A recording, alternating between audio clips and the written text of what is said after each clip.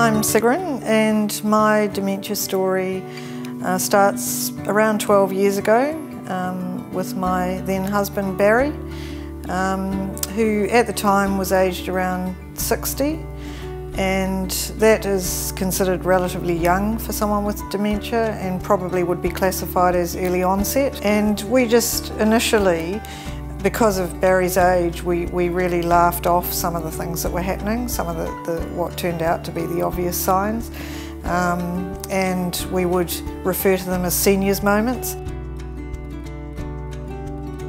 Barry would constantly lose his car keys and wallet. That was the first sign. And you know, it was occasionally to begin with, but then it became quite regular and there was a definite pattern emerging. So I started to do a little bit of research, and obviously the internet is the place you go. And I had a close friend in the medical profession who started to provide me with quite a lot of information, and that was really helpful. But I guess the big thing was there was no guidebook. Every journey has its unique challenges, and one of ours was that we, as well as being life partners, we were business partners. And in the business, we had an internal accountant, and she questioned me one day on something really significant that had happened within the business that she assumed that Barry would have told me about, and he hadn't. And it was so significant, and the fact that he hadn't told me, I knew that he had forgotten. And suddenly the light went on, and I thought, this is actually bigger than I think. Once I realised it actually was dementia, I had to very tactfully and deftly take Barry out of the business, and that was really, really difficult because he'd been a highly respected and successful businessman for years, and he loved his work. When it got to a point where he could no longer drive, that was one of the most difficult things. Having to take the business and his car licence away, he saw it as me taking those things away. And you know, my line became, in terms of trying to help him to understand what was happening to him, my line became, Barry, it's not me that's taking these things away from you, it's your health.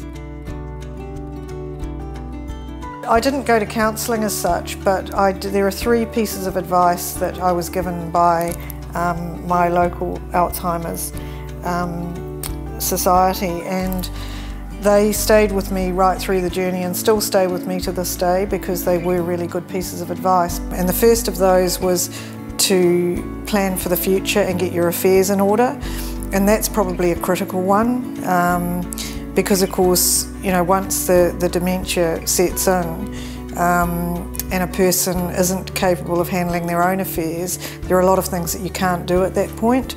The second piece of advice that I got was to be honest with yourself and to put your hand up if you need help. And the third piece of advice, which was actually really, really amazing advice, was for quite a few years in the early stages, I continued to look at the world through Barry's eyes and to think that he was thinking like me, like we used to, and that he was missing things that I missed.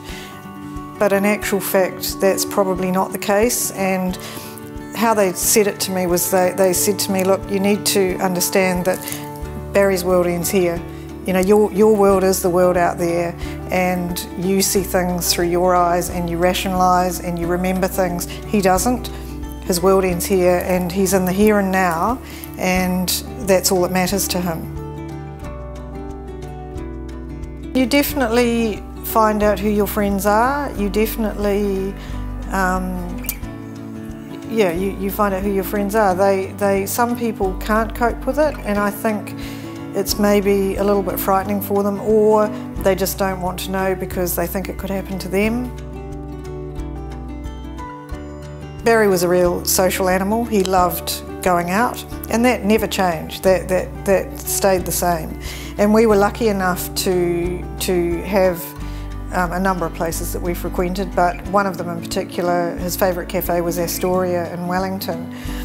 And they had known us for years, and they'd seen the progression in Barry's condition, and so they were very understanding. And we created coping mechanisms, like his mobile phone became an information hub, and we wrote things on the back of his mobile phone. We had his name and his address and his car registration number while he was still driving, and my number and Enzo's number, and he would have that phone on him at all times, obviously, and it got to a stage where he would just, it had his favourite coffee order on there, and in case it was someone who didn't know him at the counter, he'd just hand his mobile phone to them.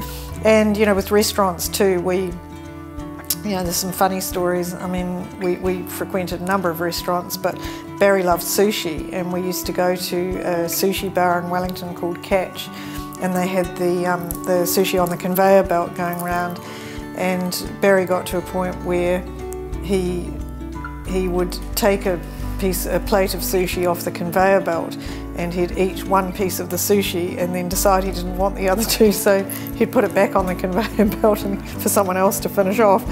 And it was funny, you had to laugh about it. The more we can live a normal life, the better, and the more that we know about it and the more stories we share, I think the easier it will be to do that. And you know, that's really why I want to share my story.